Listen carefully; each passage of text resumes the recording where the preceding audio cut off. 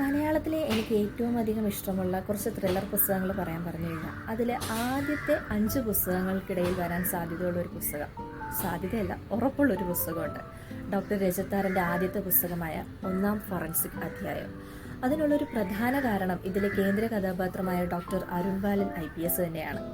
ഒരു forensic surgeon കുറ്റാന്വേഷകനായി മാറുമ്പോൾ അദ്ദേഹത്തിൻ്റെ ഫോറൻസിക് രംഗത്തെ പരിജ്ഞാനം എങ്ങനെയൊക്കെ കേസന്വേഷണങ്ങൾ സഹായകരമാകുന്നു എന്ന് വളരെ മനോഹരമായി കാണിച്ചു തന്നൊരു പുസ്തകമാണ് ഒന്നാം ഫോറൻസിക് അധ്യായം.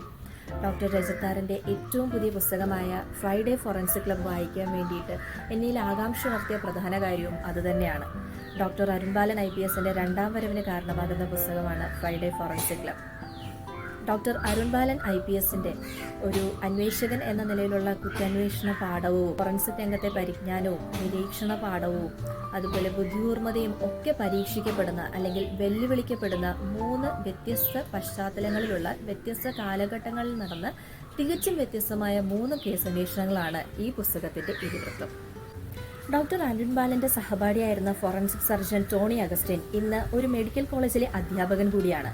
അവിടെ എല്ലാ വെള്ളിയാഴ്ചകളിലും ഉച്ചതിരിഞ്ഞ് നടത്തപ്പെടുന്ന പഴയകാലത്തെ പ്രമാദമായ ഫോറൻസിക് പ്രാധാന്യമുള്ള കേസുകൾ ചർച്ച ചെയ്യപ്പെടുന്ന ഒരു വേദിയാണ് ഫ്രൈഡേ ഫോറൻസിക് ക്ലബ്.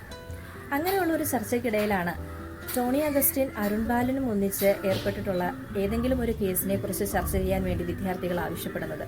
അങ്ങനെ ടോണി അഗസ്റ്റിൻ അവരോട് പറയുന്ന 3 കേസുകളാണ് ഈ പുസ്തകത്തിലുള്ളത്. അരുൺ ബാലനിലെ കുറ്റാന്വേഷകനും ഫോറൻസിക് സർജനും കൈകൊടുത്ത് മുന്നോട്ട് നീങ്ങിയ 3 കേസ് അന്വേഷണങ്ങളാണ് തുടർന്ന് നാം കാണുന്നത്. X junction, Z generation, Y gene എന്നിങ്ങനെ പേരിട്ടിരിക്കുന്ന പ്രമേയത്തിൽ വളരെയധികം വ്യത്യസ്തത പുലർത്തുന്ന 3 കേസ് അന്വേഷണങ്ങൾ. ആദ്യ കേസായ എക്സ് ജംഗ്ഷൻ SI പോളിൻ്റെ അപകടമരണത്തെക്കുറിച്ചാണ്. ആദ്യം അപകടമരണമായും പിന്നീട് ഒരു ആത്മഹത്യയായും വ്യാഖ്യാനിക്കപ്പെടുന്ന ഈ കേസിൻ്റെ അറിയാകഥകൾ ഡോക്ടർ അരുൺ ബാലൻ കണ്ടെത്തുന്നു. രണ്ടാമത്തെ കേസായ ഇസഡ് ജനറേഷൻ ആത്മഹത്യാ പ്രവണത പ്രകടിപ്പിച്ചിരുന്ന 18 വയസ്സുകാരിയായ സ്നേഹയുടെ അപകടമരണത്തെക്കുറിച്ചാണ്. നന്മയും തിന്മയും എല്ലാ ജനറേഷനിലും ഉണ്ടെന്ന് അടിവരയിട്ട് ഉറപ്പിക്കുന്ന ഒരു അന്വേഷണമാണ് ഈ കേസിൽ അരുൺ ബാലൻ കാഴ്ചവെക്കുന്നത്. അവസാന കേസായ വൈജീൻ വളരെ സങ്കീർണവും കുഴപ്പിക്കുന്നതുമാണ്.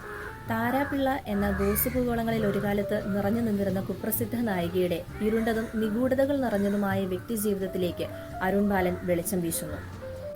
ചില ട്വിസ്റ്റുകളൊക്കെ പ്രവചിക്കാൻ കഴിയുന്നവയാണെങ്കിൽ തന്നെയും വായനാസുഖം ചോർന്നു പോകാൻ അനുവദിക്കാത്ത വിധം വളരെ മനോഹരമായി അവയെ അവതരിപ്പിക്കുന്നതിൽ എഴുത്തുകാരൻ വിജയിച്ചു എന്ന് തന്നെ പറയാം.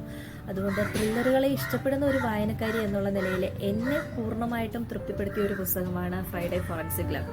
ഒരു ഫോറൻസിക് മെഡിക്കൽ ഇൻവെസ്റ്റിഗേറ്റീവ് ത്രില്ലർ എന്നൊക്കെ ഉള്ള രീതിയിൽ വളരെ മികച്ചൊരു പുസ്തകം തന്നെയാണ്. അപ്പോൾ നിങ്ങളും ത്രില്ലറുകൾ വായിക്കാൻ ഇഷ്ടപ്പെടുന്ന ഒരു വ്യക്തിയാണെന്നുണ്ടെങ്കിൽ തീർച്ചയായിട്ടും തിരഞ്ഞെടുക്കാൻ കഴിയുന്ന ഒരു പുസ്തകമാണിത്. ഓൾറെഡി നിങ്ങൾ വായിച്ച് കഴിഞ്ഞ പുസ്തകമാണെന്നുണ്ടെങ്കിൽ നിങ്ങളുടെ അഭിപ്രായങ്ങൾ എന്നോട് പങ്കുവയ്ക്കുക. അങ്ങനെയല്ല എന്നുണ്ടെങ്കിൽ തീർച്ചയായിട്ടും ഈ പുസ്തകം ഒന്ന് ട്രൈ ചെയ്യാവുന്നതാണ്.